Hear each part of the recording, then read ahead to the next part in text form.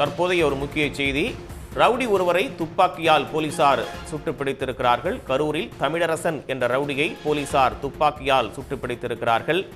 மலையாளம் என்பவரை கொல்ல முயன்ற வழக்கில் இவர் தலைமறைவாக இருந்து வந்த நிலையில் தற்போது போலீசாரால் சுட்டு பிடிக்கப்பட்டிருக்கிறார். விவரங்களோடு செய்தியாளர் கணபதி இணைப்பில் இருக்கீங்க, கூடுதல் தகவல். கரூரில் கொலை முயற்சி குற்றவாளியான ஒரு பென்சில் தமிழரசன் என்பவரை கரூர் போலீசார் சுட்டு பிடித்துள்ளனர். இது கரூர் மாவட்டத்தில் பெரும் பரபரப்பை ஏற்படுத்தியுள்ளது. கரூர் சின்னாண்டாங்கோயில் பகுதியைச் சேர்ந்த பென்சில் தமிழரசன் தனது கூட்டாளிகளோட பிரகாஷ், மனோஜ் ஆகியோருடன் குடிபோதையில் லைட் ஹவுஸ் கார்னரில் மலையாளம் என்பவருடன் தகராறில் ஈடுபட்டு கட்டையால் அடித்து கொலை முயற்சியில் ஈடுபட்டுள்ளார். இச்சம்பவத்தை அறிந்து தமிழரசனை தவிர மற்ற குற்றவாளிகளை பிடித்துள்ளனர்.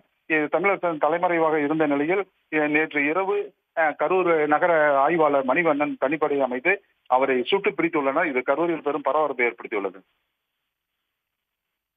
தகவல்களுக்கு நன்றி கணபதி. உடனுக்குடன் செய்திகளை தெரிந்து கொள்ள சன் நியூஸ் பெல் ஐகானை கிளிக் பண்ணுங்க.